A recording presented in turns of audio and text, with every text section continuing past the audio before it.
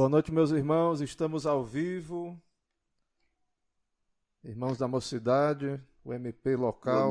Boa noite, sejam muito bem-vindos mais uma vez. Aqui, Pastor A Camon. nossa, Quem, como eu estava falando no último, né, o MPcast. quem está aí, aqui é Pastor Camon falando. Quem fala aí?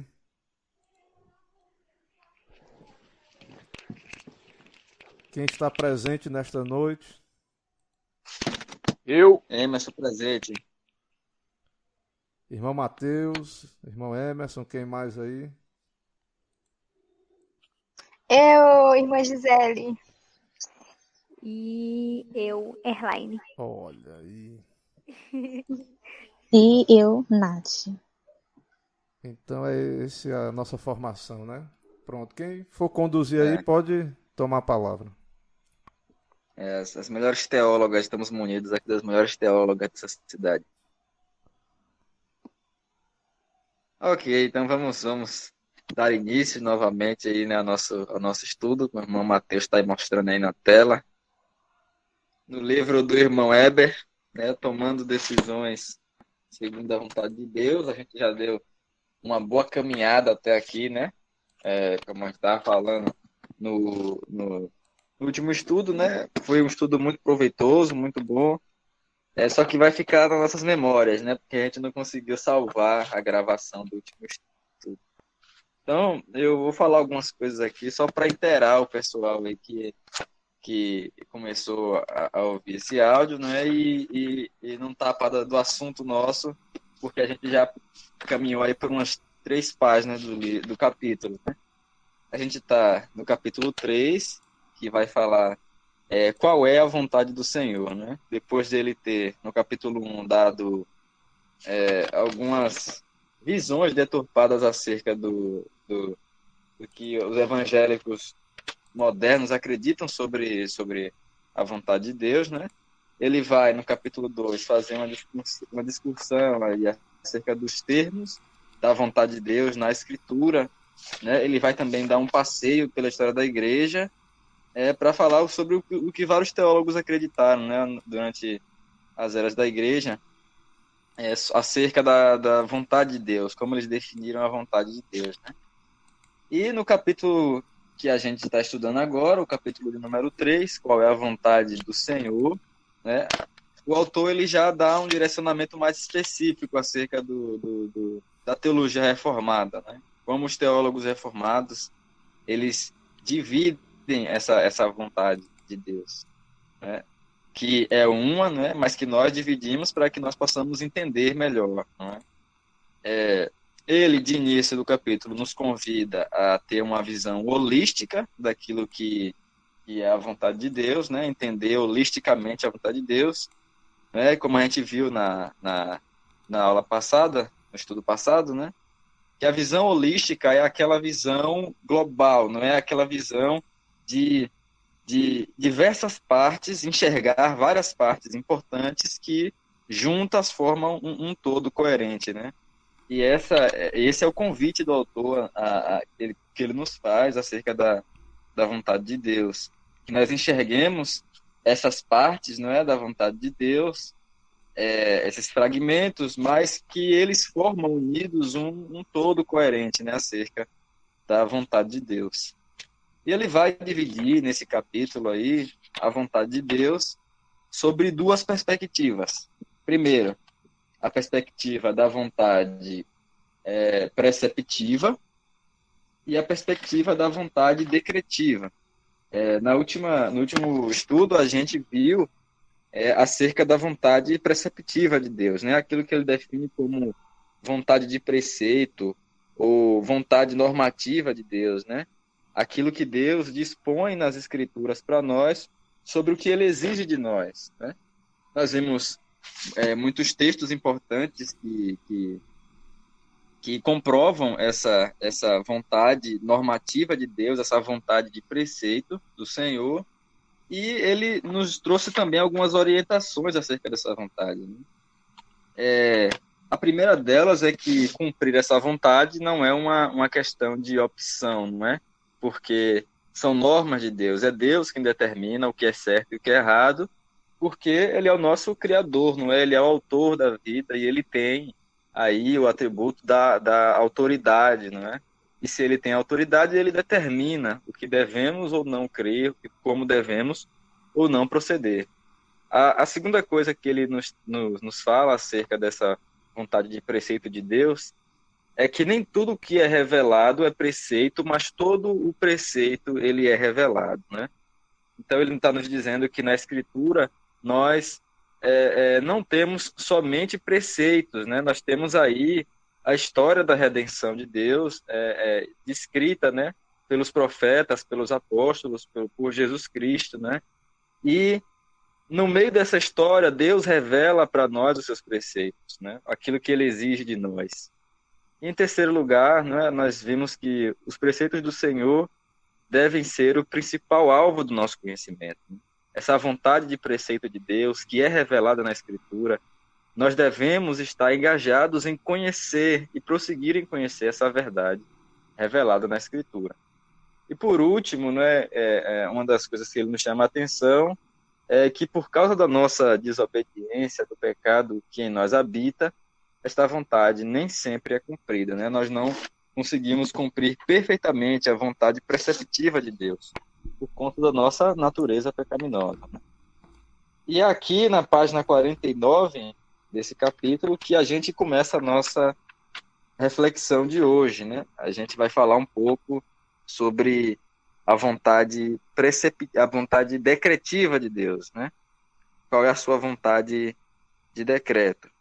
E aí eu vou estar solicitando aí durante a leitura, né, dessa parte do livro, a intervenção dos irmãos aí, né, que se sentiria à vontade de compartilhar conosco um pouco do conhecimento. A gente começa na página 49.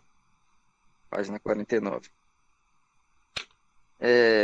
E ele dá aí na página 49 a definição da vontade de decreto, né? Assim como na página 46 ele dá uma definição da vontade preceptiva, na página 49 ele nos dá uma definição da vontade decretiva de Deus. E ele nos diz assim, nessa página, ele diz: a vontade decretiva se refere aos decretos pelos quais Deus realiza a sua história, o plano que ele tem traçado para este mundo.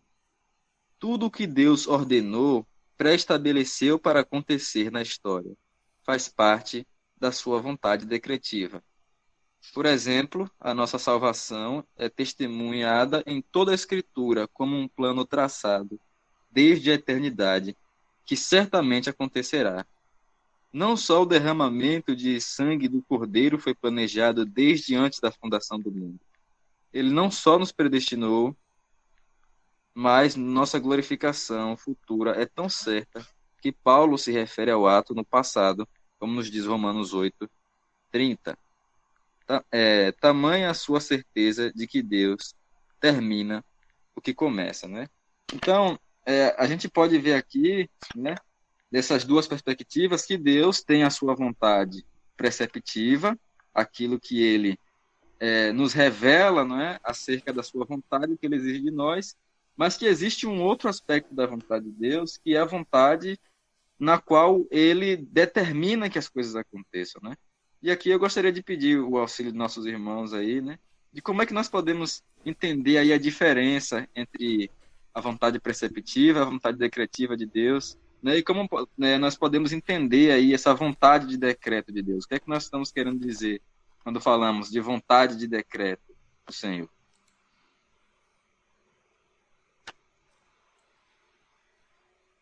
Os irmãos estão livres para falar. Eu vou falar um pouquinho sobre isso, né, sobre a descrição que eu compreendi sobre a vontade decretiva, e foi mais ou menos assim, que nós somos criaturas temporais, né, com toda a nossa pecaminosidade, e nós somos muito limitados, mas o Senhor, ele é atemporal, e ele sempre existiu, e a nossa mente, ela é base quase incapaz de imaginar isso, né? Ela é incapaz de imaginar isso, que o Senhor ele sempre existiu. Como o autor ele usa o exemplo aqui, né, da nossa salvação, que o Senhor ele chamou os seus antes da fundação do mundo, o que nos dá a entender que antes da fundação do mundo o Senhor ele tem entre aspas um plano, ele tem um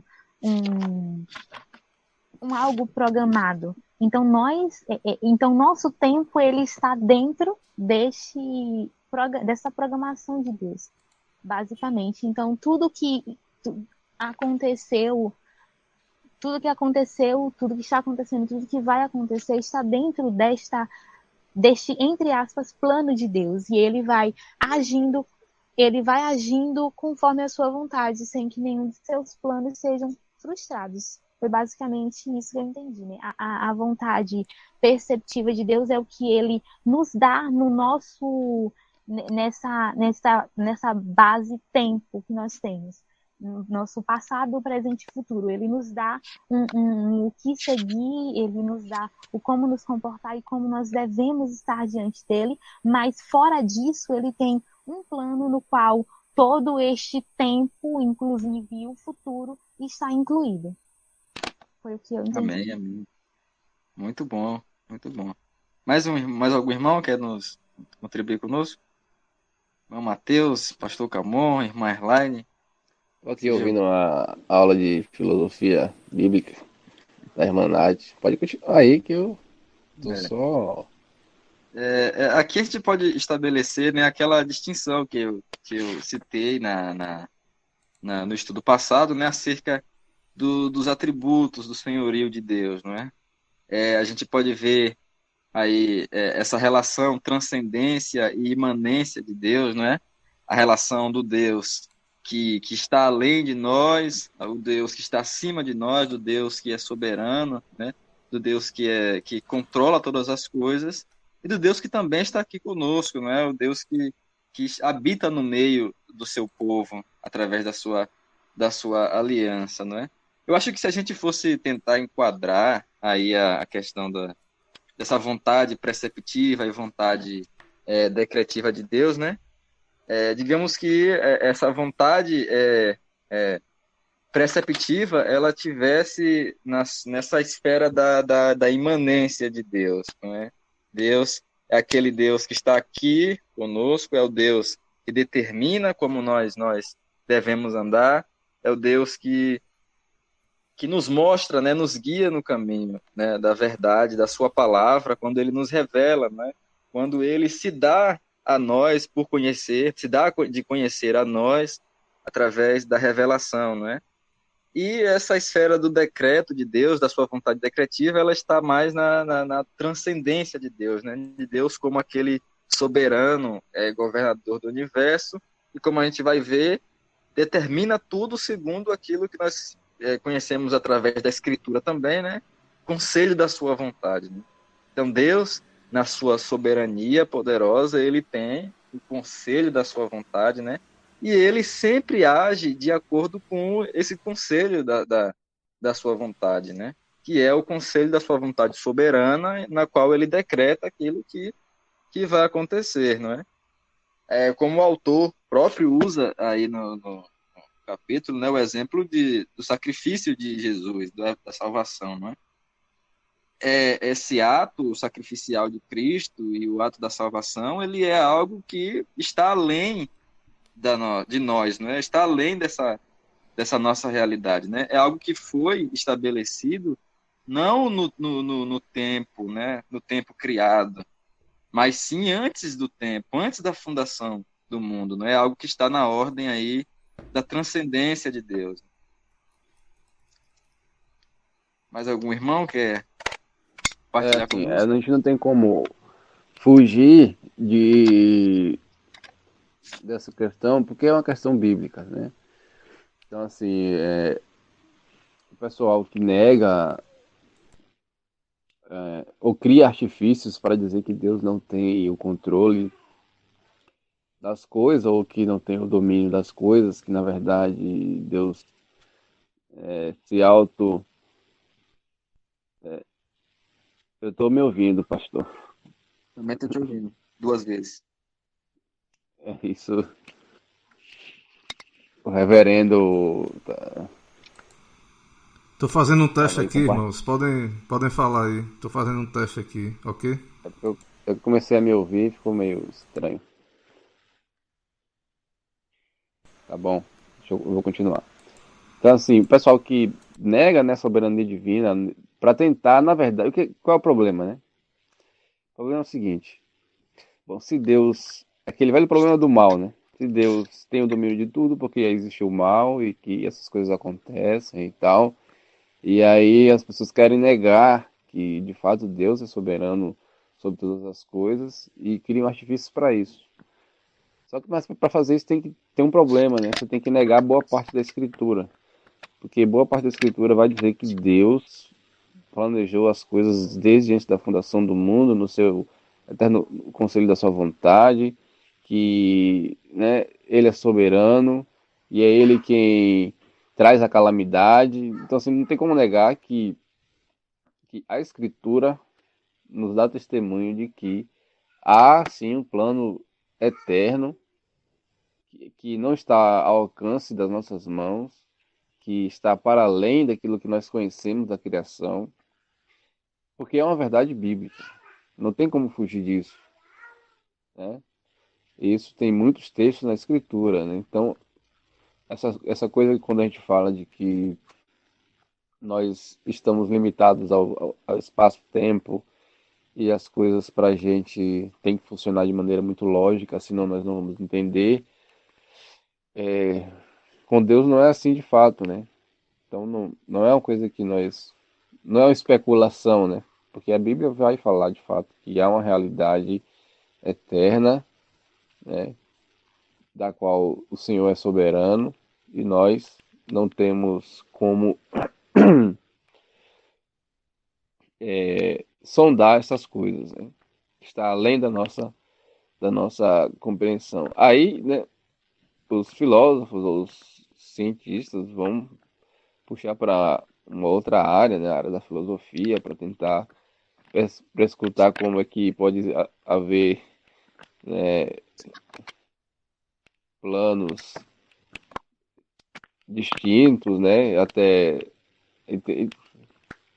há sempre a curiosidade científica de tentar entender essa coisa do tempo e do espaço, mas Deus, ele está além disso de fato e não há como a gente negar isso, né? Então, se nós estamos dentro dessa realidade, as coisas para o Senhor é diferente, né?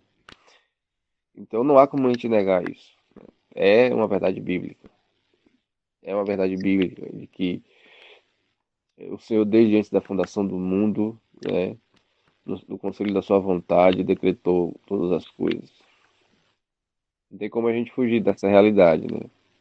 O máximo que a gente pode entender é como que isso se relaciona com a vontade preceptiva e, e tentar nos submeter a ela, mas não tem como a gente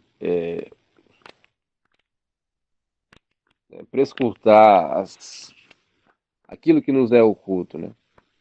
Mas é uma coisa que não há como a gente negar. É uma verdade bíblica, não tem como a gente fugir.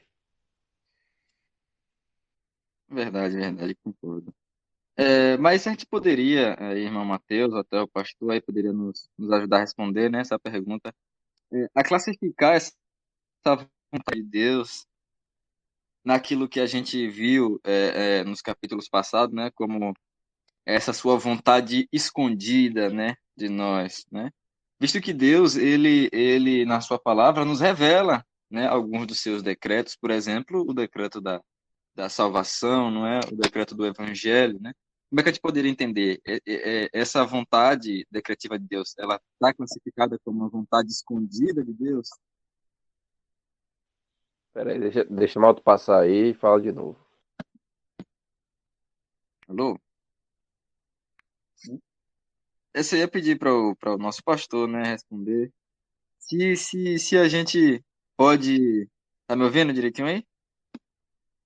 Sim, Emerson, Tá pode bom, falar, Pedro? pode falar. A gente pode classificar essa vontade aí, a vontade do decreto de Deus, como aquilo que a gente viu em alguns capítulos, nos capítulos passados, né? Como sendo essa vontade escondida de Deus, né? Aquilo que as pessoas procuram buscar hoje em dia, né? Essa vontade escondida, essa vontade não revelada, né? Primeiro, aqui já puxa outra pergunta, né? Se a gente pode aí colocar essa vontade preceptiva e decretiva nessa ordem da vontade revelada e da vontade escondida de Deus, né?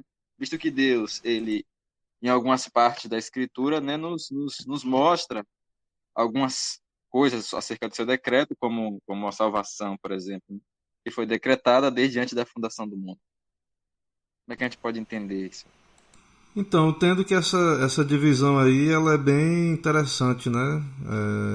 Realmente, embora Deus revele alguns dos seus decretos, né? Do seu plano, a parte do seu plano, inclusive a Bíblia e o Evangelho, a revelação, toda a Escritura, né? A história da redenção. Na verdade, a Escritura, ela tem revelações ali desse plano, né? Desse decreto eterno. Eu creio que, de modo simples, é só a gente lembrar do capítulo da nossa confissão de fé do decreto eterno de Deus, né? E no capítulo do decreto eterno de Deus fala que Deus ordenou livre e inalteravelmente tudo quanto acontece, né? Então ele decretou tudo que acontece, porém de modo que Deus não é autor do pecado, nem violentado é a vontade da criatura, etc. ali.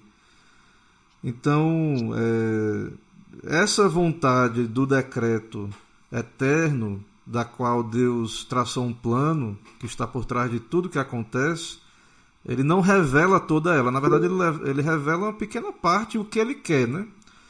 Já a vontade preceptiva, o que ele requer de nós, tudo o que ele requer de nós está revelado. Então, seria o que a gente está estudando, a lei de Deus, a lei, o Evangelho, né?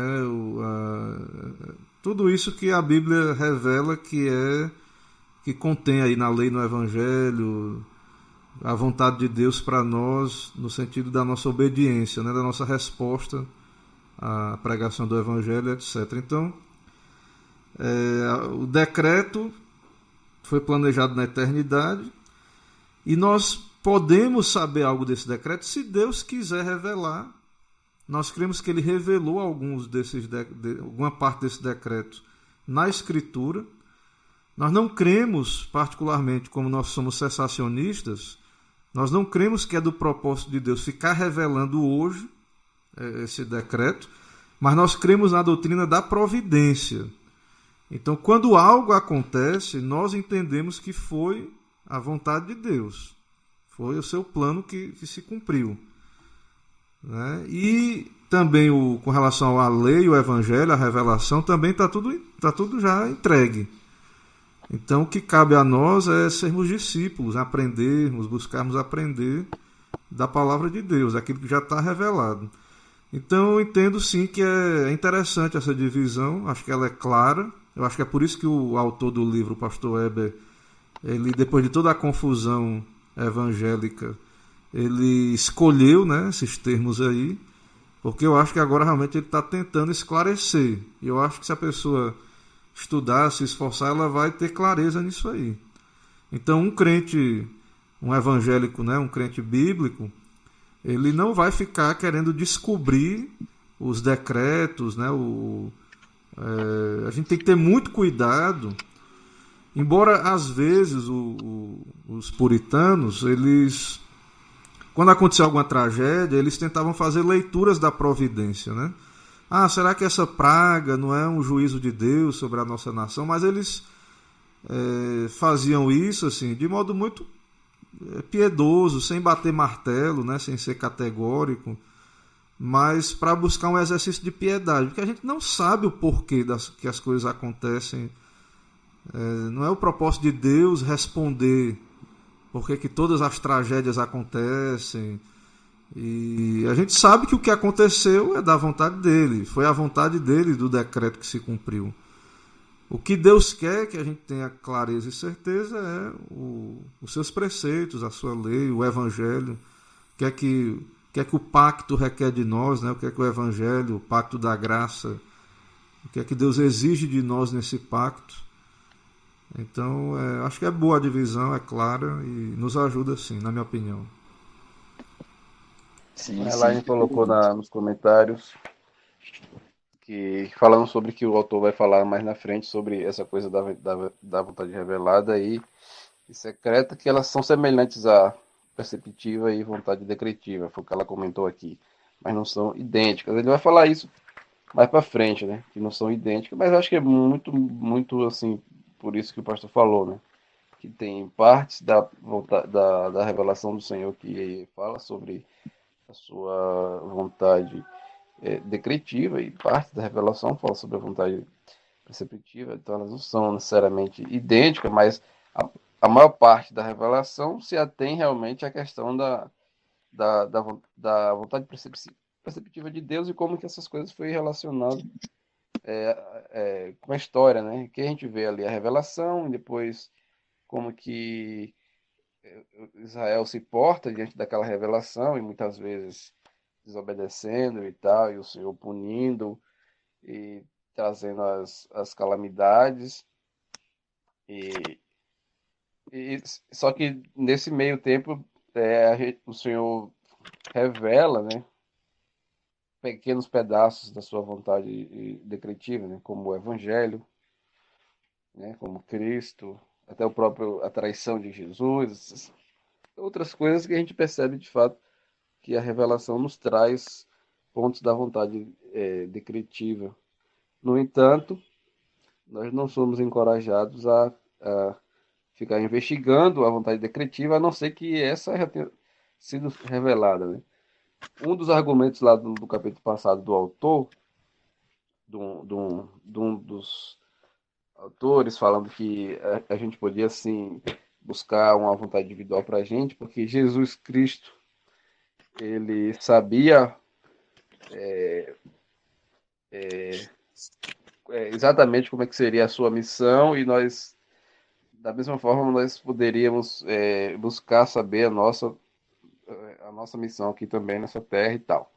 Só que, acerca de Cristo e da missão de Cristo, o Senhor já tinha revelado nos profetas, né, na lei dos profetas, e o Senhor Jesus conhecia, não pelo fato dele ser Deus, mas justamente por ele conhecer a revelação de Deus, né, em sua natureza humana ali, ele conhecia a revelação de Deus, então ele tinha conhecimento da sua missão e do que seria necessário ser feito, até que o Senhor Jesus vai ali orar no Getsemane e falar que, né, seja feita a sua vontade e não a minha, nesse sentido, né, de que seja feita a vontade decretiva de Deus naquela situação. O autor vai falar sobre isso, né?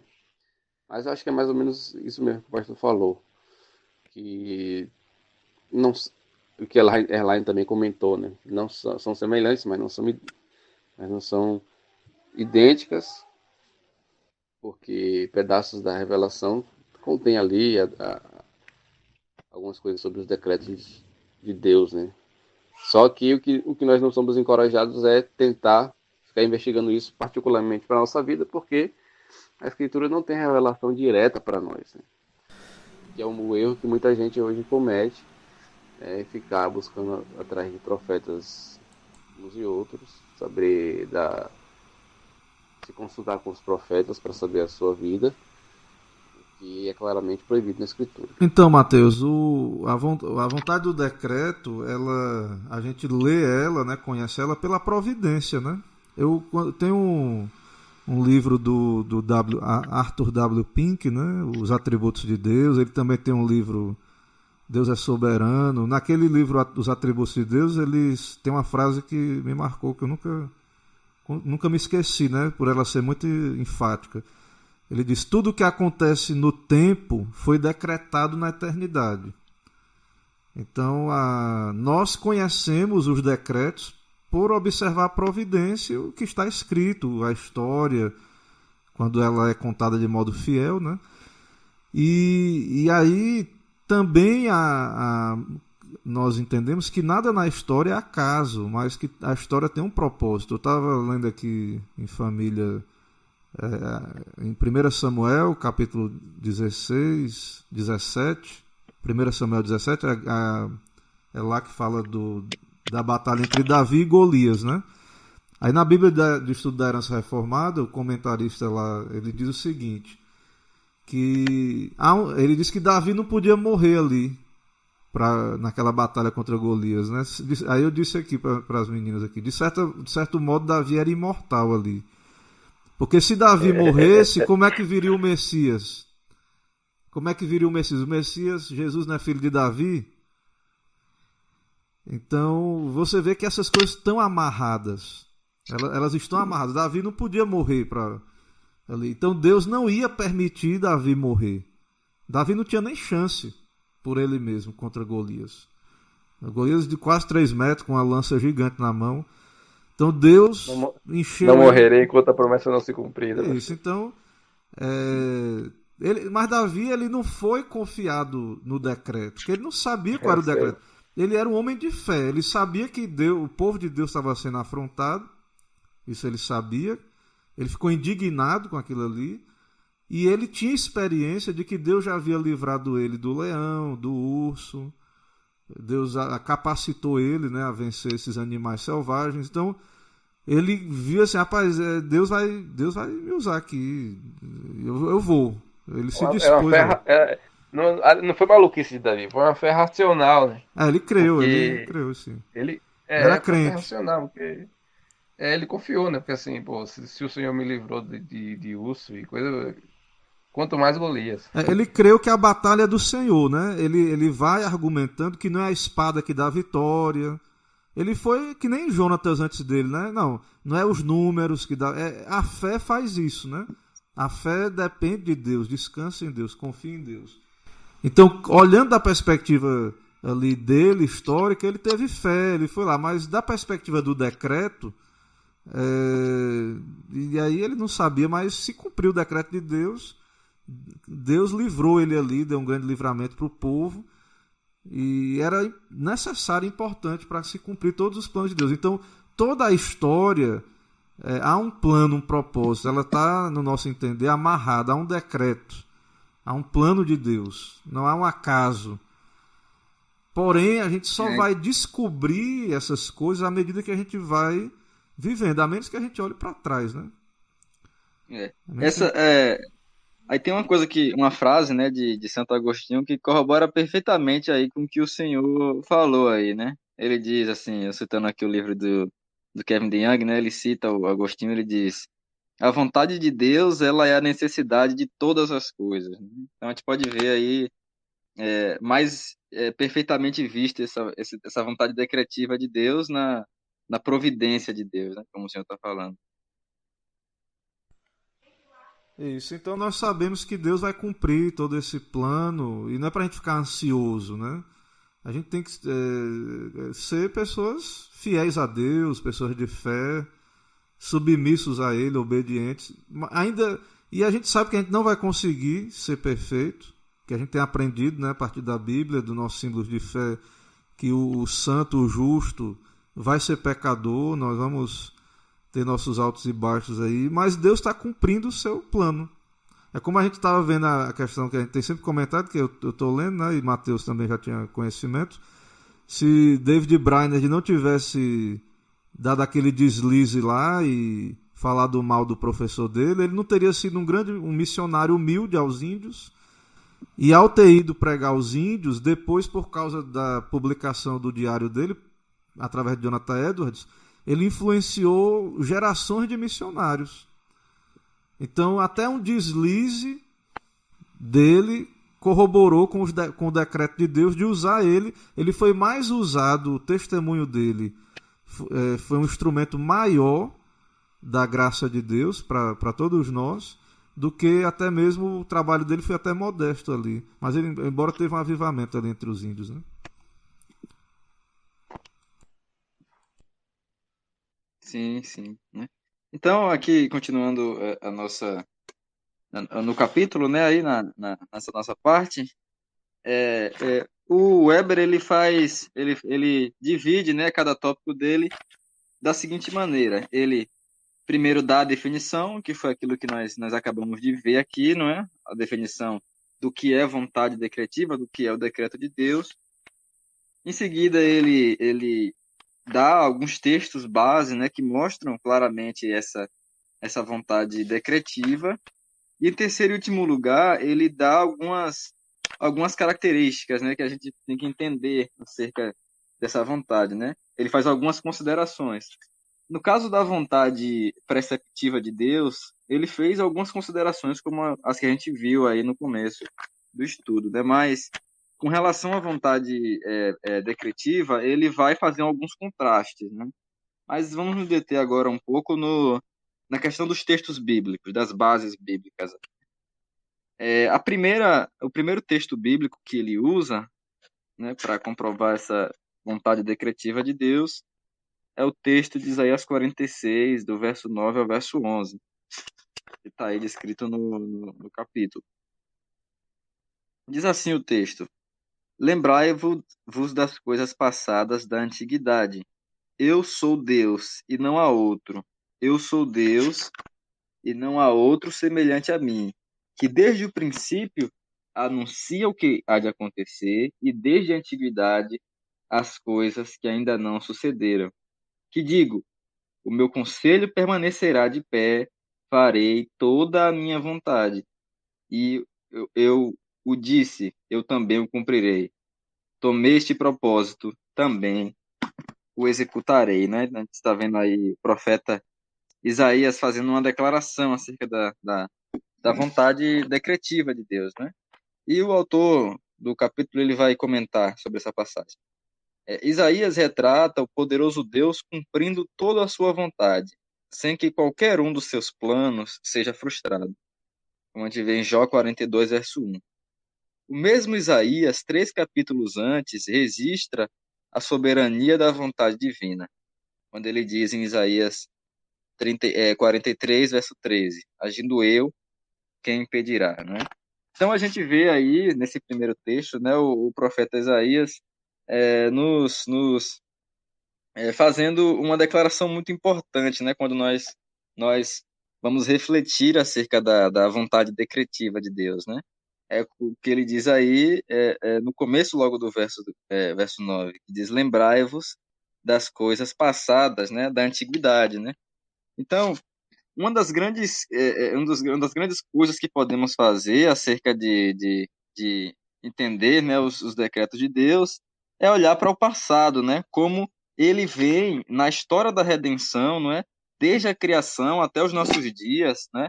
Desde a plenitude dos tempos, né, que veio com a pessoa do nosso Senhor Jesus Cristo, né, com a sua morte e ressurreição, né, que dividiu essa história da redenção de Deus, né? E olhando para o passado, nós podemos ver que tudo, até o presente momento, caminhou, né, de acordo com aquilo que Deus predeterminara, né? E nós cremos também que isso continuará acontecendo, né? Deus, tanto pelo que Ele já fez, como nós podemos ver, né, que foi da sua vontade, quanto o que Ele promete que fará, né, nos ajuda a compreender essa vontade do decreto, né, essa vontade pela qual ele faz tudo aquilo que é segundo, né, uma das grandes coisas, dos grandes termos que a gente pode usar aí para definir essa vontade de decreto de Deus, como o conselho da sua vontade, né? Quando nós falamos muito em decreto de Deus, sempre tem que estar mantendo isso em nossa mente, que é esse conselho da vontade de Deus, né? Que é transcendente, que não está no nosso domínio. Amém? Os irmãos querem contribuir conosco aí acerca Esse dessa texto passagem, né? de Isaías 49, né? Esse finalzinho que ele fala assim, é, é, tomei esse propósito, também eu executarei, né? A última frase que tem lá. É como, assim, o Senhor no conselho da sua vontade é, toma essa resolução e ele fará o cumprir, né? eu fico me fazendo uma comparação, né? Porque assim, a gente imagina o seguinte, o Senhor decretou na eternidade, só que o Senhor não só decretou na eternidade como todas as coisas sucederão, como Ele vai velar por sua palavra e por seu decreto para fazer o cumprir. E como que Ele é soberano nisso, e não há como essas coisas não acontecerem, né? Porque o Senhor resolveu fazer e vai cumprir, né? Talvez diferentemente das nossas resoluções, né? Nós também podemos resolver e decretar fazer coisas, né? Só que nossas resoluções vão estar sempre sujeitas a algo que é maior do que nós, que é a vontade divina, né? Há uma frase que fala assim que nós que nós somos aquilo que nós resolvemos fazer e as nossas circunstâncias, né? Porque, beleza, nós temos propósitos, nós temos intenções, ideias, planos, e tentamos colocar esses planos em práticas, mas, no final das contas, o resultado vai ser uma equação entre aquilo que a gente queria e resolveu fazer e aquilo que esteve ao alcance das nossas mãos, né? Só que com Deus não é assim, né? O Senhor, Ele resolveu fazer e Ele fará, sem mudança nenhuma, sem variação nenhuma no plano, né? Que é por isso que é uma coisa que me chama a atenção nesse sentido da sua soberania, né? Que o Senhor tomou esse propósito, esse conselho de cumprir a sua vontade, e Ele vai velar por essa vontade e vai fazê-la cumprir, independentemente daquilo que suceda, né? Que é diferente conosco, tá, né? Nós, talvez, por termos a imagem de Deus, também nós podemos intentar planejar e tomar resoluções. E esse termo resolução é até um bom termo, né, que o Edwards vai usar, porque é diferente do... é um termo que tem menor peso do que o decreto, né?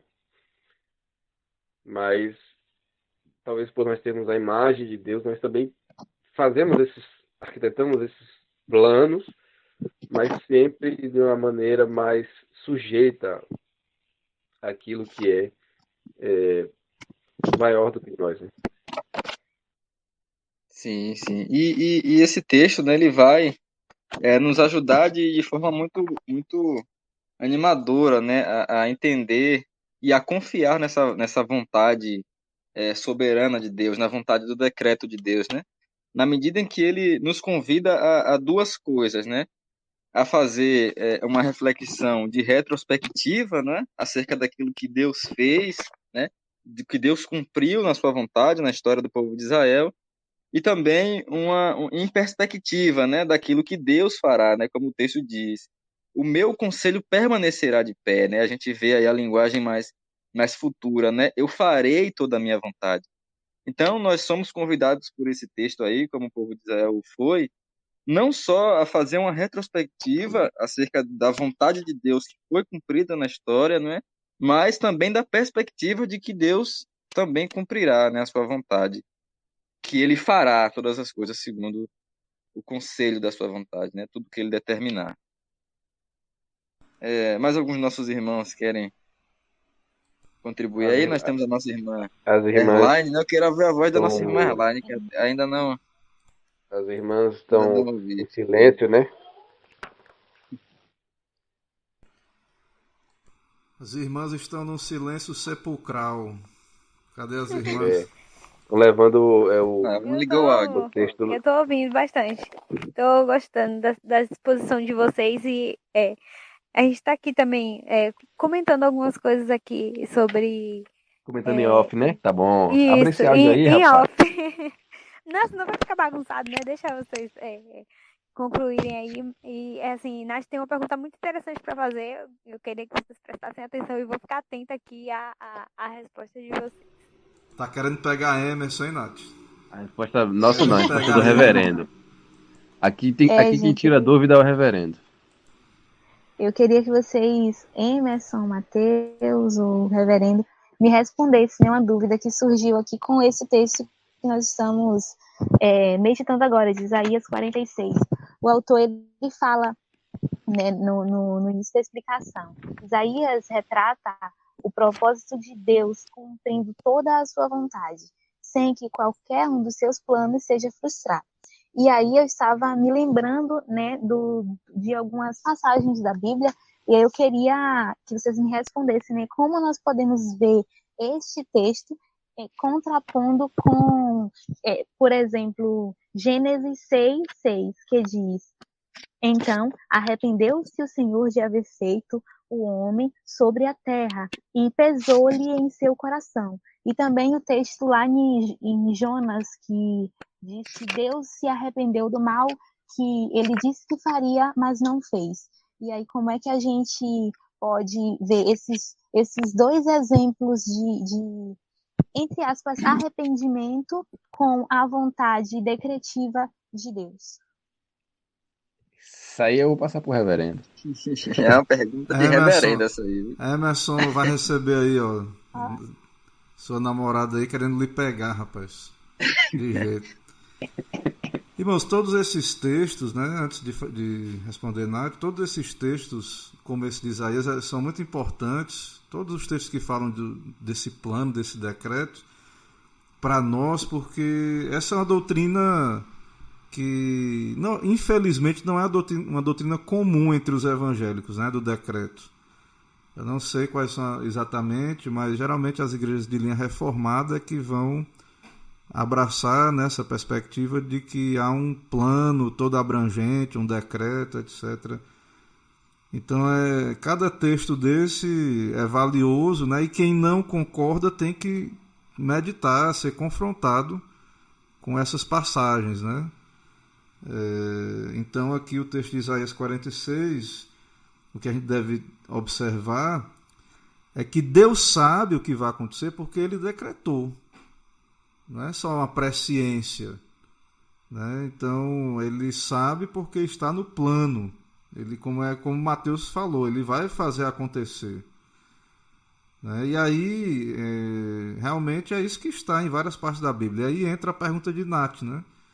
E onde é que, então, Deus, como é que a gente vê Deus aparentemente sendo frustrado? Se tudo é a vontade dele, tudo é o decreto dele acontecendo, como é que o texto diz que ele se arrependeu de haver criado o homem lá depois do dilúvio e outras circunstâncias semelhantes, né?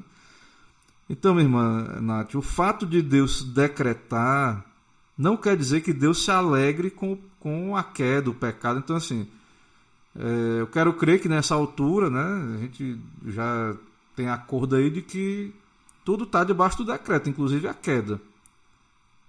O pecado lá de Adão, e aí você perguntou aí lá da época do dilúvio. Então, tudo está contemplado, né, no decreto de Deus. Então, mas isso não anula que Deus,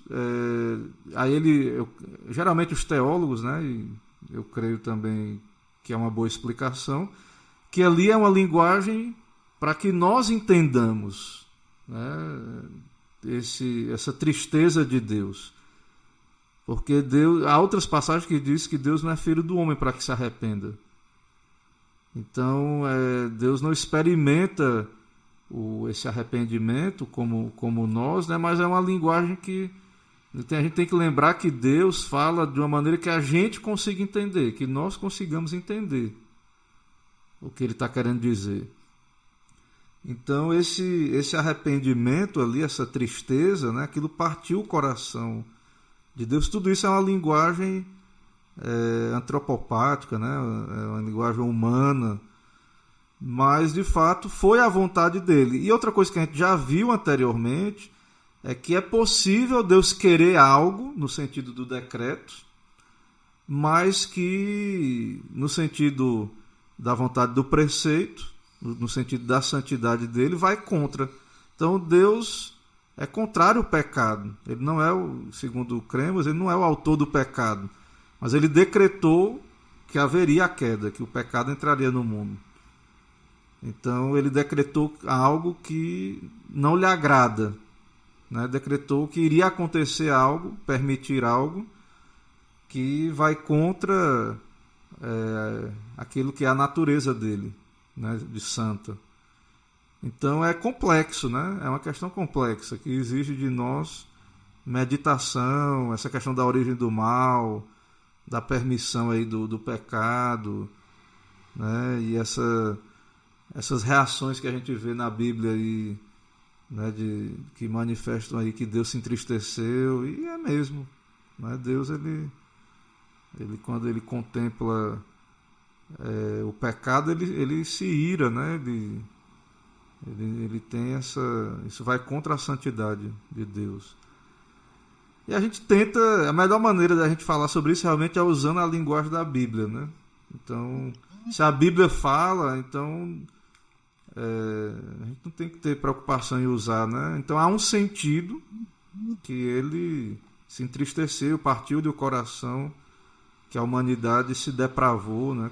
Se distanciou dele, apostatou e se perdeu, né? Deus não tem prazer na morte do ímpio. Então são coisas desse tipo, né? Não sei se responde. Tem esse texto, Deus não tem prazer na morte do ímpio, mas que se converta dos seus pecados. No entanto, o Senhor não concede arrependimento a todos, né? Então com desprazer mesmo que o ímpio vai morrer, e vai morrer mesmo, ainda que com desprazer do Senhor. Então é uma coisa difícil de a gente tentar entender, mas é o que a Escritura revela. É como um certo puritano aí disse, né, que, comparando, usando a ilustração, que Deus é como uma abelha. O natural dele da abelha é produzir o mel, mas ela ferroa também. Então Deus tem prazer na nossa obediência, mas no plano eterno dele foi contemplado que haveria a rebelião dos anjos, que os homens iriam se rebelar. Isso tudo está no plano, está no decreto, e não quer dizer que Deus compactua com isso, que Deus é o autor do pecado, ou tem prazer nessas coisas, ou que ele que faz o homem pecar, como alguns querem dizer, né? A gente não sabe, está no decreto, mas é uma responsabilidade do homem, ele que foi lá, então coisas desse tipo. A gente tem que tentar nos submeter ao máximo à linguagem da Bíblia, né? Nos submeter ao máximo. Por isso que a Constituição de Fé vai falar, né, que Deus, em seu conselho, decretou todas as coisas de um modo tal que não é nem culpado nem do mal, nem do pecado. Porque aí a gente vai perguntar, mas como é que isso acontece? A gente não sabe, mas é o que revela a Escritura. Se pelo fato da Escritura revelar isso, a Confissão de Fé vai lá e explica dessa forma. E ele diz mais, e nem é violentada a vontade da criatura, ou seja, todo o plano de Deus está se cumprindo. Lembra lá de Provérbios, diz assim, o coração do rei está na mão do Senhor, ele inclina para onde ele quer. Então, você decidiu uma coisa, mas há um sentido em que cumpriu o plano de Deus. Como é que é isso, a gente não sabe, mas sabe que está revelado que é assim. Você toma uma decisão, né? Você escolhe com quem você vai casar, um exemplo. Você que escolheu, não foi Deus que escolheu por você. Mas há um sentido em que ele escolheu no seu decreto, né? Estava no plano. Então há um sentido em que ele escolheu também. Então são vontades que estão aí, né? Operando. Mas uma não anula a outra. Diga, Nath. Não, eu queria dizer que respondeu sim a pergunta nos dois textos que eu citei. Muito obrigada. Mas eu percebi que você queria que Emerson respondesse. Então é bom ele também responder. Que eu percebi que essa pergunta foi direcionada para Emerson. Emerson, por favor, dê uma palavrinha. Para casar com a Nath, vai ter que saber responder essa questão difícil, viu? Eu prefiro me deter, meus irmãos, a um estudo mais... Deixa eu arranjar uma fuga aqui. Gaguejou. É porque há um estudo mais minucioso do texto. Não é porque a gente precisa tomar muito cuidado, né, com a nossa linguagem, quando vai falar acerca dessas questões aí do arrependimento de Deus, de linguagem antropomórfica, né, de Deus se adaptando, né, a nossa tipo de linguagem para que a gente entenda melhor nesse caso. Então eu prefiro ficar de parte nessa questão. Deixa que eu respondo no particular, minha filha. Depois você vai fazer uma exegese, né? Depois que você fizer a exegese da Vai ser minha palavra. tese. Pronto. Aí você responde pra Nath aí. Ok, então a gente vai continuar aí, não é? Eu vou dar o aval da participação aí de um irmão nosso, não é? Um irmão longínquo que está nos acompanhando aqui pelo Facebook, né? É o pastor Natan Castro, lá da igreja anglicana, né, de Olha Salvador. só, seja bem-vindo, pastor. Ele está comentando aqui no Se quiser entrar Facebook, aqui né? na live, é só. Manda o link pra ele, rapaz, pra ele entrar aí. Eu vou Entrar no mandar, eu link. vou mandar. A gente tem quanto tempo de gravação até agora? Tá, acho que é um pouco mais de 1 hora aí, parece. Se Vou tiver, mandar, gente. pronto, é porque a gente tem que bater a cota aí de 1 hora e meia de live, né? Mas a gente faz uma vigília aqui. Ele diz assim, né? Eu vou considerar como contribuição as suas palavras. As insondáveis riquezas do beneplácito de Deus nos traz uma amplitude minimalista das profundezas do ser de Deus. Olhar nas Sagradas Escrituras que desde Gênesis ao Apocalipse Deus esteve e está no controle de todas as coisas e para nós cristãos o bastante. Por mais que caiamos no campo especulativo da filosofia cristã, que é belíssimo nas diversas obras patrísticas, escolásticas e na era da Reforma, sabemos na verdade revelada de Deus, que é o autor e sustentáculo de toda a história da humanidade, e que seus decretos são como sua lei perfeita e plenamente boa como a sua criação, né? Então, essas palavras aí do pastor Natan é um convite, né? A nós confiarmos Show de na bola. palavra de Deus pelo que ela é, né? E pelo seu autor soberano, que cumpriu todas as suas promessas e que cumprirá todas as suas promessas. Amém? A gente vai para Amém. o segundo texto aí que o autor cita, né? Que é o texto de Mateus 26, verso 42, que diz assim: Tornando a retirar-se, orou de novo, dizendo: Meu pai, se não é possível passar de mim este cálice, não. Se não é possível passar de mim este cálice sem que eu o beba, faça-se a tua vontade, não é? Que isso já pergunta, né? De que vontade Jesus está falando aí, né? Será que é da vontade? O autor vai responder depois, né? No comentário. Mas surge a pergunta, né? Faça como assim, né? Jesus é o próprio Deus. Como faça-se a tua vontade? Aí ele vai comentar aqui embaixo. Eu gostaria também que os irmãos dessem a contribuição acerca dessa declaração do nosso Senhor, né? Ele diz: diferente do que muitos pensam, nesse texto não diz respeito à vontade preceptiva. Em lugar nenhum da Escritura é ordenado ao homem morrer na cruz expiatoriamente. Isso é, em lugar de outro. Jesus está se referindo ao decreto do seu Pai, ao que for acordado no pacto da redenção. Jesus está se submetendo ao decreto divino para a nossa redenção, ainda que o sofrimento fosse excrucitante, né? Então, meus irmãos, como nós podemos aí entender essa questão aí, né? De Jesus vir e ele cumprir aí essa vontade do seu Pai, né? Que vontade é essa? Nós estamos convidados aí a... É como diz, né, em vários textos da Escritura que o Senhor se humilhou, que o Senhor Jesus se humilhou é, e foi obediente até a morte de cruz, né? Aquele texto lá de Filipenses.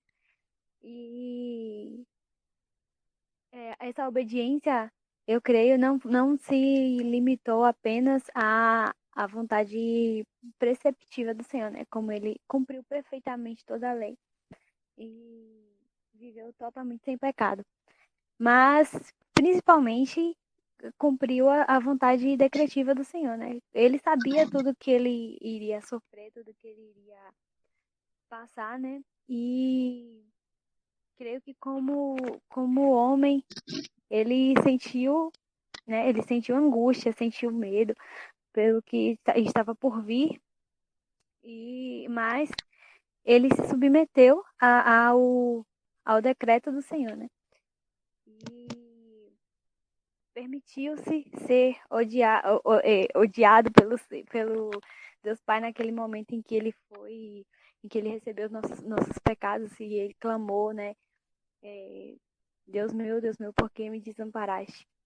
Assim como também todos aqueles soldados, os gentios, cumpriram também a vontade decretiva do Senhor, como diz lá no texto de Atos, se eu não me engano, no capítulo 3, que fala, segundo o que estava decretado, vós o mataste.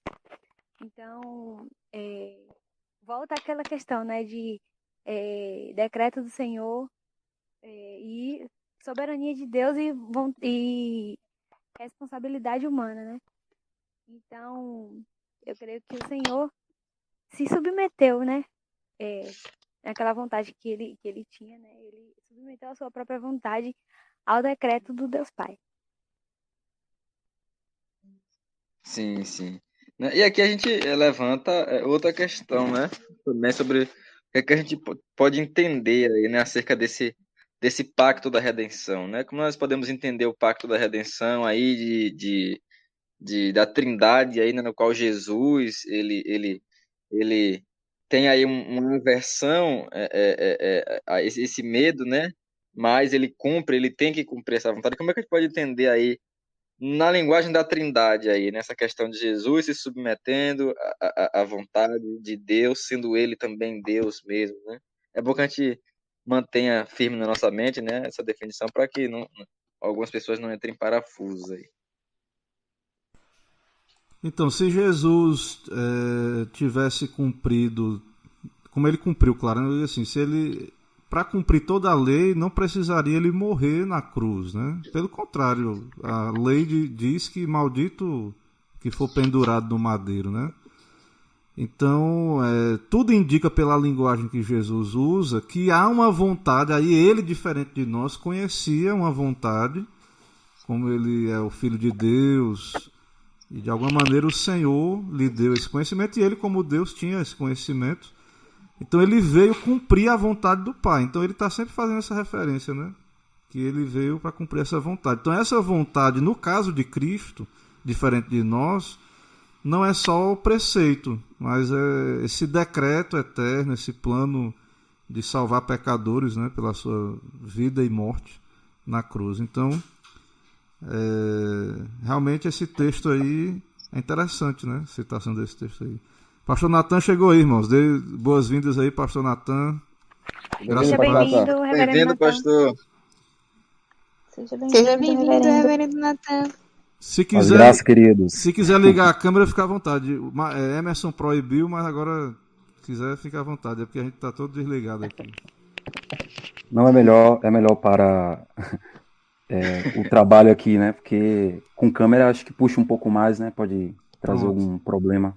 Mas na questão mesmo aí, a qual foi falado aí sobre Jesus Cristo, no último domingo a gente professou aqui o credo trinitário, né? O credo de Atanásio. E a Atanásio ele fala é falado, né? No credo trinitário que Jesus Cristo, né? Como ele é incriado, né? Incompreensível como o Pai, mas que por estar, né? Como em carne humana era inferior ao Pai, porque é toda aquela questão de que Jesus Cristo, ele se dispôs de toda a sua glória, né, quando estava em carne humana aqui na Terra, para poder cumprir o decreto do Pai dele, né, o que o Pai tinha lhe ordenado. Então isso é muito interessante, porque assim, no mesmo credo ele vai dizer que não existe maior nem menor nas três pessoas da Trindade. E por que eu estou dizendo isso? Porque a gente vai entrar numa esfera que a gente está falando aí sobre a soberania de Deus, sobre os decretos de Deus. E aí a gente vê o próprio Deus se despir de toda a sua glória, né? Que estava lá junto ao Pai, para estar entre nós, né? Como seres humanos, como errôneos, né? E ser perfeito, como diz, né? 100% homem, 100% Deus. Isso é magnífico. Isso é magnífico.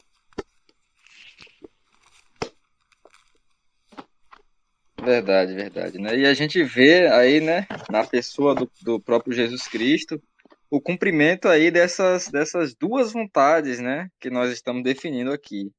Ele, né, na sua obediência ativa, não é, a Deus, ele cumpriu, né, para nós todos os preceitos da lei de Deus, né, toda a vontade preceptiva de Deus, tudo aquilo que Deus exige moralmente do homem, né, e na sua obediência, né, passiva, ele cumpre aí de forma perfeita o decreto eterno de Deus da redenção, da justificação, né, na sua morte expiatória por nós, né? Nós podemos ver aí em Cristo a completude aí, né, dessa vontade de Deus. Mais algum irmão quer dar uma contribuição aí conosco sobre essa passagem? Prosseguimos. Ok, prossigamos. Romanos capítulo 1, verso 9 e 10. Ele vai dizer assim: porque Deus, a quem sirvo em meu espírito, no evangelho do seu Filho, é a minha testemunha de como incessantemente faço menção de vós em todas as minhas orações, suplicando que, em algum tempo, e aqui é a ênfase do texto, né, nosso, pela vontade de Deus, se me ofereça uma boa ocasião de visitar, né? Então a gente tem aqui, né, aquilo que a gente pode ver muito, né, no nosso cotidiano aí das pessoas. Eu ouço bastante isso, né? Não, se Deus quiser, eu farei, eu vou lá fazer tal coisa. Se Deus quiser, amanhã a gente se vê, né? Tá. E parece que esse, né, é o convite que o texto está nos fazendo, nos trazendo a crer, né? Que as coisas, elas acontecem pela vontade de Deus, e a gente tem que manter isso firme na nossa mente, né? Ele vai comentar aqui, né, sobre esse texto.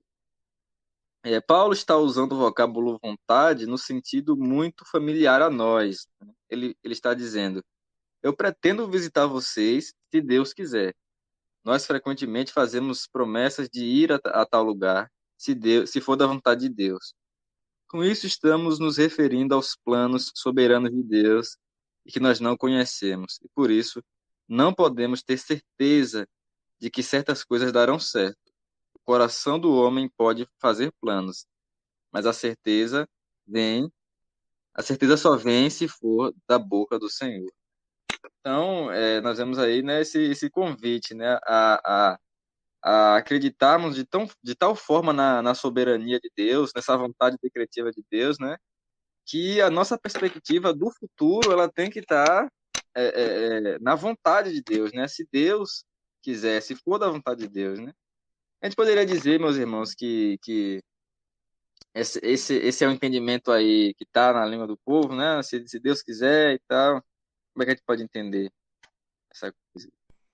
Então, Emerson, os santos de Deus que estão lá no período lá da revelação da Escritura, eles não viviam, mesmo eles que tinham lá Abraão, né? Deus falou diretamente com ele, mas ele disse: sai da tua terra para a terra que eu te mostrarei. E ele não sabia exatamente tudo.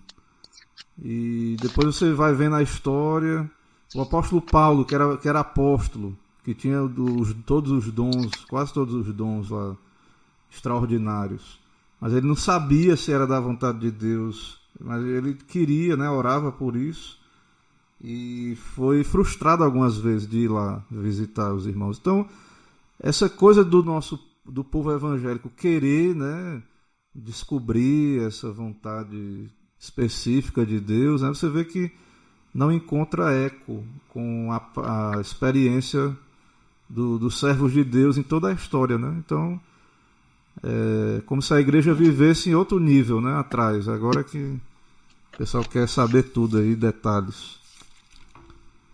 Sim, pastor. Eu estava dando uma lida, né, em alguns livros acerca do assunto. Eu li o livro que o próprio autor ele baseia, né, sua escrita, que é o livro do Kevin DeYoung, né, o Faça Alguma Coisa. Eu também estava lendo alguns trechos da teologia sistemática do John Frame, né? Eu tenho dedicado um pouco de tempo a ler as obras dele por esses dias, né? E ele nos fala assim acerca de uma terceira via, né? Se há realmente uma terceira via, né, para essa questão da vontade decretiva e a vontade preceptiva de Deus. Eu acredito que o autor, o Weber aqui, ele vai entrar nesse assunto ainda um pouco mais para frente. Eu acho que a parte 2 do livro ela vai tratar, né, sobre isso com mais profundidade, né, que é trilhando o caminho da sabedoria. E tanto o Kevin DeYoung quanto o Frame, né, eles falam que a gente tem que entender também por um terceiro ponto, né, que muito embora a gente mantenha firme na nossa mente que, primeiro, há a vontade decretiva de Deus e que há a vontade de preceito de Deus, né, tem aquela questão da nossa vida ética comum, né, tipo, com quem eu devo me casar, né, e aí, eu vou morar em qual cidade? Eu vou morar é, em Alagoinhas, eu vou morar em Salvador, não é? Aí o pastor vai fazer o quê? Ele vai chegar lá e dizer, não, toma aqui os 10 mandamentos, né? Isso não vai, de certa forma, ajudar ele a entender, ele não vai dar uma direção, né, para ele nesse sentido, diretivo, né, daquilo que ele deve fazer na questão situacional da vida dele, né? E é esse caminho, né, que os autores aqui que eu citei acabam apontando nos seus livros, né, que há um caminho de sabedoria a ser percorrido aí no uso tanto da vontade decretiva quanto da vontade preceptiva de Deus, né? Porque, afinal de contas, né, surge a pergunta na mente, sim, mas e aí, qual é a vontade de Deus mais diretivamente para mim em tal situação da minha vida? Por exemplo, quando eu tenho que tomar uma decisão, né? Como é que eu, Mas isso aí, viu, Emerson? Eu creio que dentro da progressividade da revelação, isso vai ficando mais claro quando chega na literatura de sabedoria. Você vê ali o livro de Provérbios, né? Você vê que tem ali uma orientação para um rei, ó, a mulher é virtuosa, você quer casar, tá aqui um padrão. Então, veja esse parâmetro aqui. Então, eu creio que à medida que a revelação vai desenrolando, mas aquelas pessoas tinham acesso a essa sabedoria, né, essa literatura, essa terceira via, e mais ainda nós que temos toda a Bíblia na mão, deveríamos ser pessoas maduras para tomar as decisões, observando princípios, né, do que esperar uma iluminação, inspiração, embora Deus ouve a oração, eu creio que Deus pode nos dar paz para tomar uma decisão. Mas vai ter que. A gente vai chegar nisso aí, né? Mas eu acho que realmente ainda não chegou ainda no livro, né? Na parte que a gente tá. Sim, sim. Eu acho que ele vai tratar, né? Esses outros dois autores que eu falei, eles tratam de forma bem rasa essa questão dessa vontade, né? Como o próprio Kevin DeYoung denomina, de vontade diretiva, né? De Deus. De como ele, no uso da sua vontade preceptiva, nos faz, nos dá sabedoria, né, na tomada de decisões.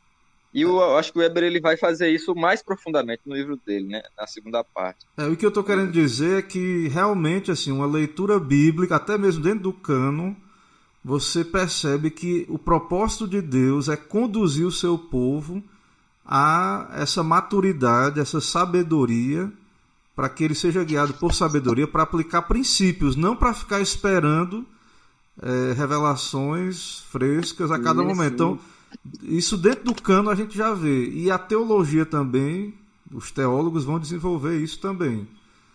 Né? Então, você ficar esperando novas revelações para poder tomar uma decisão, essas decisões, mesmo essas cruciais, né? Não é o que a gente vê dentro do cano. Eu não vejo isso, né? Eu vejo que Deus vai desenrolando ali para poder realmente o povo ser um povo maduro, sábio, e que se coloca debaixo da vontade de Deus ali em humildade, mas que toma decisões submissas a ele.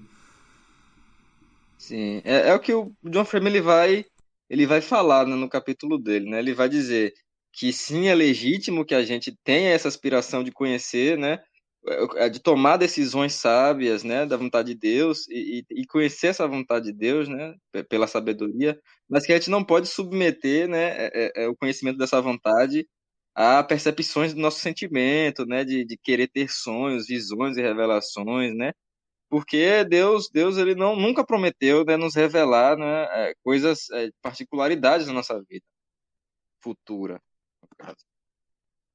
Então, a gente vai. Sim, pastor Nathan, pode ir.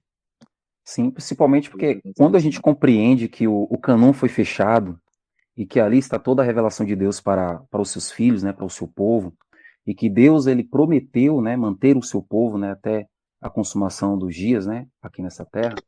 Temos que ter a perspicácia de compreender que quando estamos na vontade de Deus, nós estamos nos movendo segundo o decreto de Deus. Quando estamos nos movendo segundo, como é que estamos nos movendo segundo o decreto de Deus, que o pastor Camão falou agora? Que é segundo o quê? Lendo as Sagradas Escrituras, indo para livros, né, como Provérbios aí, que nos dá tantas dicas de vida para tomarmos boas decisões. É seguir segundo a vontade de Deus. Quando seguimos segundo a vontade de Deus, nós seguimos verdadeiramente segundo os decretos de Deus. E aí acaba misturando, né, as nossas decisões, que entra a questão da responsabilidade humana, com a própria soberania de Deus e seus decretos. E aí tudo ocorre conforme Deus realmente assim decretou. Aí muitas das vezes lá na frente nós pensamos, rapaz, eu tomei aquela decisão, mas não sabemos que foi Deus que em toda a sua infinitude, e toda a sua sabedoria, fez aquilo por nós. Por quê? Nós vivemos segundo a sua vontade e ele nos trouxe, né, segundo a sua predestinação e eleição, a estarmos nela. É nisso que a gente precisa também conceber como cristãos na nossa vivência prática. Porque se estamos vivendo a sua vontade, realmente tudo coopera para o bem daqueles que amam a Deus. Amém, amém, é verdade. Né? Então, vamos dar prosseguimento ao... Pastor, eu queria saber quanto tempo a gente tem de transmissão. Saber se a gente pode continuar. A gente começou a transmitir, eu acho que perto das 9 horas. Assim, Então, irmãos, aqui no aplicativo aqui, no OBS, ele está acusando aqui 1 hora e 16 minutos. Então a gente ainda tem um tempinho aí, né? Vai tentar ser um pouco panorâmico. 14 aqui. minutos para fechar 1 hora e meia. A gente tem o terceiro e último texto, né? Ele cita vários outros textos, na verdade, no fim do tópico, mas a gente tem aí o texto que ele está usando é o de 1 Pedro 3:17. Alguns nossos irmãos estão com o livro aberto aí, irmãos? Sim. Eu gostaria que você lesse para nós aqui. Eu vou procurar meu carregador aqui no celular, tá? No celular, tá? Em 5%. Vai lá. Pronto. 1 Pedro 3,7 diz: porque se for da vontade de Deus, é melhor que sofrais por praticardes o que é bom do que por praticardes o que é mal. E aí o autor vai dar um adendo logo após, dizendo: Pedro está encorajando aos cristãos que sofriam a não abrirem mão de uma vida íntegra. Acontece que integridade por vezes levanta oposição. Os crentes não deveriam fugir da integridade a qualquer custo, ainda que estivesse nos planos de Deus que os cristãos sofressem por fazer o bem. Era melhor assim do que serem punidos por fazerem o que é mal. Pedro está ensinando aos cristãos a se submeterem aos decretos divinos, ainda que isso envolva sofrimento. Né? Enquanto o irmão Emerson não volta, eu vou dar vou falar, né, o que eu entendi dessa parte do texto, e quando eu estava lendo essa parte, eu me lembrei que o pastor Camon está expondo as bem-aventuranças, no culto de domingo, está expondo o Sermão do Monte.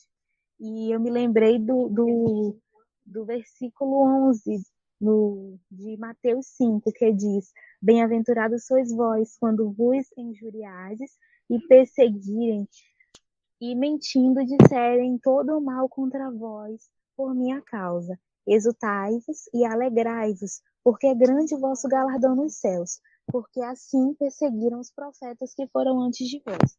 Então, o que é que a gente entende? Né? Que até mesmo no sofrimento, nós temos que confiar que o Senhor, ele, como o pastor Natan, ele falou, tudo coopera para o bem daqueles que amam a Deus, mesmo que nós estejamos passando por situações difíceis e ruins.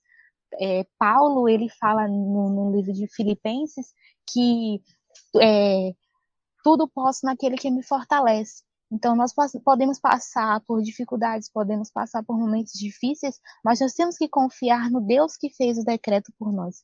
Deus que está nos guiando nos seus propósitos, Deus que está nos conduzindo nessa vida. Então, que mesmo, e Pedro ele fala isso nessa parte, que nós cristãos, mesmo que nós estamos passando por momentos difíceis, nós precisamos confiar nos decretos divinos do Senhor. Aí eu queria que os irmãos dessem, né, sua opinião sobre o texto. Pode dar um glória aí, Emerson. Ô, Glória. Ô terra, xarabacanta. Dê um Eu glória acho aí, que vai ficar. porque você tá Eu acho namorando que- com uma teóloga aí pesada. Olha, eu acho que vai ficar. Sem dúvida alguma. Eu acho que na casa de Emerson quem vai ficar calado é ele. Gente, que vergonha. Nossa, velho. Não, gente, pelo amor de Deus. Pelo Ó, minha amor de Deus. irmã Nath, o que a irmã falou aí é muito interessante, porque assim, realmente, quando a gente cita, né, todas as coisas que cooperam para o bem daqueles que amam a Deus, inclusive as coisas que aos nossos olhos são más, né? Então, tem um pastor muito querido que eu acompanhei há um tempo, ele teve um câncer, pastor Kenneth Wisk, da Igreja Reformada, e ele escreveu um texto agora há pouco tempo, que ele está recuperado, aparentemente está tudo bem, ele venceu com a ajuda de Deus, né? Ele dizendo que como foi importante para ele passar por essa experiência, e ele foi um texto, na verdade foi um texto, eu usei o meu inglês para tentar entender o que ele estava dizendo, que ele disse mais ou menos assim, que ele beijou a onda que o jogou contra as rochas, né? Outras pessoas já usaram outras linguagens, né? Então o crente que crê no decreto de Deus, na soberania de Deus, ele beija a mão, né, que lhe açoita ali, porque ele sabe que por trás de toda a providência, as circunstâncias boas e ruins, está o nosso Deus soberano que nos ama. Agora, não quer dizer que é fácil passar, né? Não quer dizer que a gente vai ter a nossa incredulidade, o pecado remanescente, né? Mas esse é o nosso desafio, né? Nossa luta em saber a vontade de Deus. Então, quando a providência vem, e essa vontade ela é uma providência amarga aos nossos olhos, mas Deus tem um plano, Deus vai usar isso para o nosso bem. Tudo vai cooperar para o nosso bem, né? Então, claro que é mais fácil falar do que viver isso, né? Do que passar por uma enfermidade tão grave. Mas a gente precisa exercitar essa fé e acho que é John Piper que diz não desperdice o seu câncer, né? Ou seja, não desperdice nenhuma circunstância, nenhum sofrimento, né? Então, cada um de nós tem lutas no dia a dia, então a gente deve aproveitar e glorificar a Deus e entender que é Deus que está enviando a dificuldade. Deus envia, né, essas situações. É verdade. Uma coisa que me ocorreu aqui, pensando no seguinte sentido, né, que quando essas coisas acontecem, esses sofrimentos, essas angústias, esses apertos que nos afligem, problemas, doenças, coisas que, né, nos tentam, né, porque é uma tentação, né, a opressão e a aflição é uma tentação, porque nós somos tentados a querer nos preservar, né? Nós, por natureza e por instinto, nós queremos nos preservar, né? Essa coisa da autopreservação, do amor próprio, de a gente querer nos livrar do sofrimento, da dificuldade. No entanto, o Senhor nos encoraja a não retroceder, né?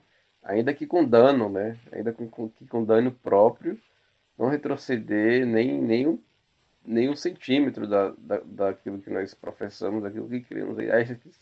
Aí nesse sentido eu penso, né, que nós estamos ali cumprindo o mandamento do Senhor de permanecermos fiéis a Ele, né, ou seja, o seu preceito, mas também nos submetendo e aceitando o seu decreto, né, que é a sua vontade, aquele sofrimento, aquela aflição, e nós nos submetemos a ambos, né? E acho que é mais ou menos assim, né? Quão bom é a teologia prática, né, da providência. Muitas das vezes nós pensamos que conhecer e viver a providência de Deus é estar em uma vida, como podemos dizer, né, uma fala mansa, né, uma vida boa, sendo que muitas das vezes aquilo que é bom, muitas das vezes para nós não é tão bom, mas sem compreendermos, né, porque não dá realmente para compreender os desígnios de Deus, né, mas no final de tudo, tudo coopera para o bem daqueles que amam a Deus. E que nele estamos e nele nos movemos. Quando conseguimos compreender, é como o reverendo Camon falou, saber, né, aproveitar o seu câncer. Pode ser meio pesado ouvir isso e falar sobre isso. Mas aquele que vive, aí digo, no centro da vontade de Deus, conhece muito bem isso, vivendo em um momento de tanto de dificuldade. Cada um de nós vivemos nossas diversas lutas, né, diariamente, né, que são as lutas internas, né, as lutas em nossa vida, na sociedade, mas compreendendo a vontade de Deus que está revelada nas Sagradas Escrituras, e mais do que nunca, que estamos imbuídos nos decretos de Deus, como não imaginar e não ficar feliz, porque estamos vivendo para o bem, e o bem da vontade de Deus, que no final nos traz o quê? A salvação. Porque nem a morte pode nos separar do amor de Deus. E aí fica o cerne. Estar no decreto de Deus e se mover no decreto de Deus de forma bem-aventurada, porque outros estão vivendo para a maledicência e estão vivendo, como diz, né, lá em Provérbios, né, que Deus criou até o ímpio para o dia do mal. E aí a gente consegue compreender a ambiguidade das duas coisas, tanto para os eleitos, né, quanto para os reprobos. E é dessa forma que a gente consegue compreender de forma finita a questão da teologia da providência, que é uma teologia tão rica, né, e que nos dá tão forte consolo em diversos problemas que passamos na nossa vida.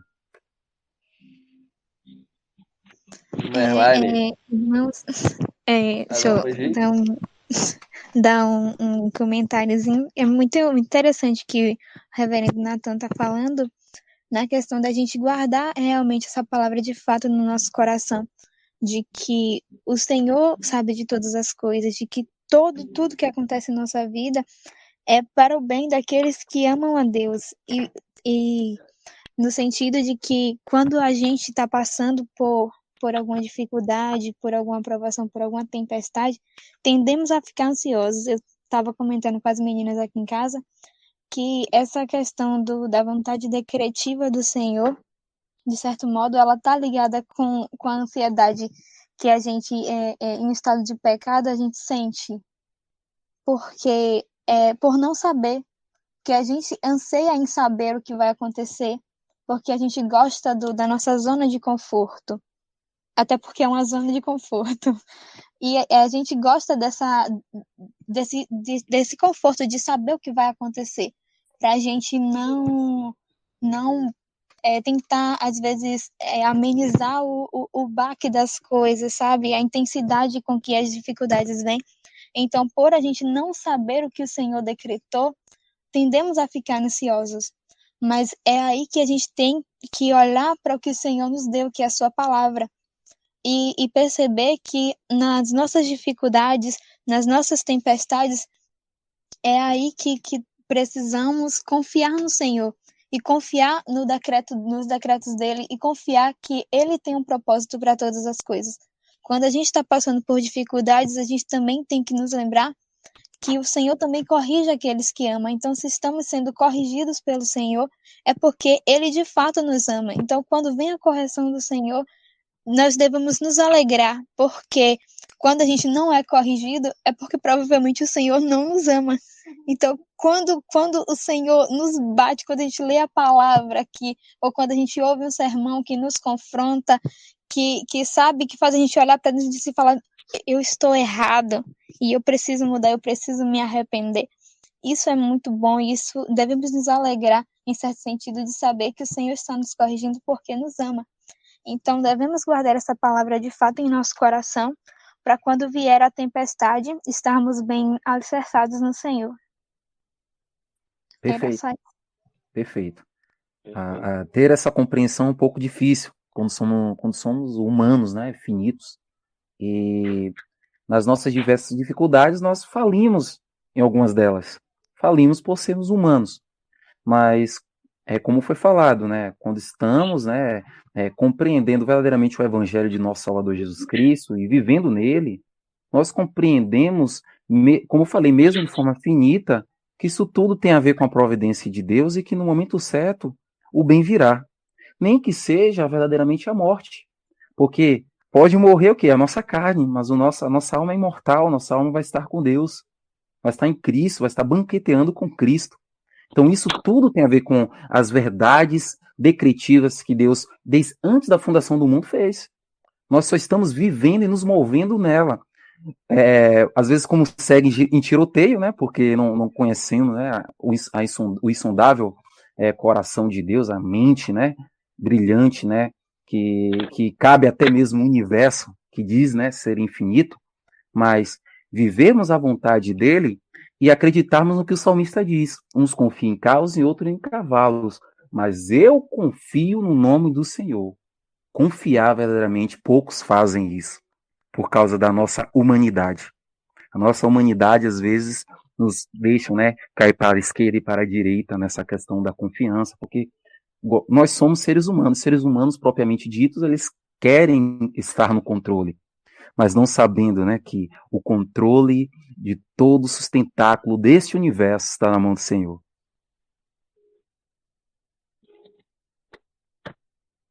Verdade, meu irmão. Amém. Né? O que é que dizer diante de tantas verdades maravilhosas aí ditas, né, pelos irmãos, né? Nós podemos verdadeiramente confiar, né, no Deus a que nós servimos, né? Muitas pessoas veem essa questão da vontade decretiva de Deus de uma forma muito negativa, né? Não, a gente, como é que vai acreditar num Deus que decreta tal coisa, que faz, né? E a liberdade humana, sempre há aquele elemento da exaltação da liberdade humana, né? Mas quando a gente entende de verdade a questão dos decretos de Deus, isso gera conforto, né, em nossas mentes, em nossas almas, porque nós sabemos que nós podemos confiar no grande Deus, né, que Ele é o grande guia dessa história, né, que tudo vai, de um jeito ou de outro, acabar de acordo com o conselho soberano da sua vontade, né? Meus irmãos, como o nosso tempo está bem apertado aí, né, eu queria terminar essa parte na página 52. Eu creio que a gente já deve ter 1h40 de vídeo aí. Então eu vou só citar aqui, segundo a ordem do autor Eber, né, algumas diferenças da vontade preceptiva e da vontade decretiva, né? A gente vai terminar aí na página 52, na página 53, nesse fim do parágrafo, né, da página 53, da citação que ele faz aí do Cinco Life Bugs. E as três coisas que ele cita primeiro, diferente da vontade preceptiva, a vontade decretiva ela é sempre cumprida, né? Como nós vimos, a vontade preceptiva de Deus, ela é uma vontade normativa que exige, né, moralmente aquilo que o homem deve fazer, né, como ele deve viver, que é expressa na santa palavra de Deus, né? Mas, como vemos, por conta do pecado, essa vontade, né, pode ser contrariada, né? E é isso que nos coloca em juízo diante de Deus, né? Porque nós contrariamos a vontade preceptiva desse Deus, né? Por isso nós somos condenados, né? Mas essa vontade decretiva de Deus, ela sempre será cumprida, né? Porque ela está em uma outra ordem, né? E ele vai citar aqui embaixo se a vontade preceptiva se refere às coisas como elas deveriam ser, né? A vontade decretiva se refere às coisas como elas de fato são, aquilo que Deus imutavelmente cumpre, né? Segundo o conselho da sua vontade. A segunda coisa que ele vai comentar é que essa vontade decretiva de Deus, ela é geralmente secreta, né? É aquilo que a gente estava comentando mais cedo, é que essa vontade de Deus, ela tem sim partes que são secretas, né? Que a nós não compete a busca de tentar entender, né, essas partes, mas há partes que ele revela, né? E ele cita aí o autor holandês, William Breaker, né? Ele diz, nas palavras do autor aí, essa vontade, a vontade decretiva de Deus, pode frequentemente ser percebida somente em retrospectiva, né? A gente pode observar algumas pinceladas aí dessa vontade decretiva de Deus quando nós, como o autor de Isaías que a gente leu, né, olhamos para trás para tudo aquilo que Deus já fez na história, né, por retrospectiva. E a terceira coisa, né, que ele vai citar aí sobre a vontade decretiva de Deus é que, semelhante à vontade preceptiva, essa vontade nos fala muito acerca do nosso guia, né? E aqui é um convite, né? A gente, como a gente estava falando, confiar nessa vontade de Deus, né? Ele vai citar aí o Sinclair Ferguson, ele escrevendo: e o conhecimento de Deus e dos seus o conhecimento de Deus e dos seus caminhos que finalmente nos dá a estabilidade na prática de sua vontade, não é? Então, é um convite aí a nós observarmos, né, tudo aquilo que Deus fez e confiarmos em Deus, né, por causa do seu decreto soberano. Amém? E aqui a gente vai terminar a nossa reflexão, né? Ele vai aí na página 53 responder algumas perguntas, né, que a gente levantou no capítulo 1, né? Como você sempre cumpre a vontade de Deus, né? Como é que a gente pode responder essa pergunta? A outra você sabe a vontade de Deus para a sua vida sempre, né? E a outra em que área você acha que os crentes têm mais dificuldade em saber a vontade de Deus? São perguntas que a gente viu no primeiro capítulo, né? E a gente vai tentar responder essas perguntas na nossa próxima reflexão, ainda no capítulo 3, né? E falar um pouco aí acerca do terceiro tópico que ele levanta aí, né? Que é a vontade secreta versus vontade revelada. Amém? Então, estamos todos convidados aí para a próxima reflexão. Vamos despedir aí. Vamos dar o aval aí ao nosso pastor Natan, né? De fazer essa oração, encerrando, aproveitar que ele está como nosso convidado aqui. Alô? Opa! Amém, irmãos. Inclinamos nossas cabeças, fechamos nossos olhos. Vamos elevar nossa mente àquele que é eterno e poderoso e que, antes da fundação do mundo, imolou seu próprio Filho para a salvação daqueles a qual ele escolheu. A morte de Cristo não foi frustrada, mas sim para salvar os seus. Senhor Deus e eterno Pai, te agradecemos, ó Deus, pelas essas reflexões a qual nos trouxeram grande alento em nossos corações. Porque precisamos cada vez mais confiar em Ti, ó Deus. Nós somos finitos, nós somos falhos, nós somos pecadores, ó Pai. Mas precisamos cada vez mais, ó Pai, ter o Senhor em nossos corações como nosso centro. O cristocentrismo tem que ser a via a qual precisamos viver, ó Pai. E precisamos de Ti para isso, ó Deus. Porque não podemos fazer nada se assim o Senhor não nos ajudar, ó Pai. A Sua verdade, a Tua palavra, nos enviesa sobre o caminho da verdade, Pai. E essa verdade nos traz uma graça grandiosa que vivemos e nos movemos. Senhor Jesus Cristo, nós te pedimos que o Senhor continue a fortalecer essa igreja, Pai. Essa igreja que busca viver segundo a sua sagrada escritura. Uma igreja bíblica, uma igreja fiel e verdadeira.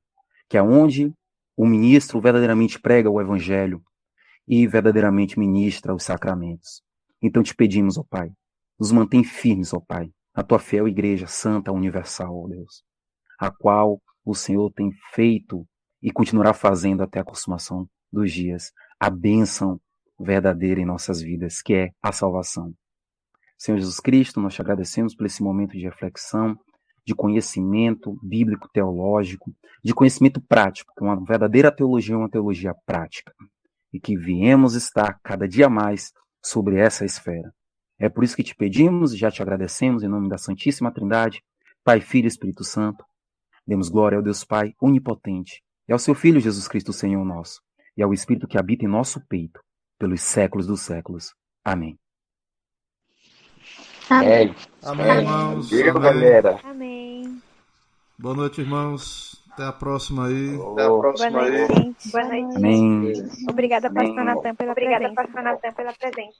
Amém. Glória a Deus. Deus abençoe a todos. Glória a Deus. Deus abençoe a todos. Amém. Valeu. Valeu.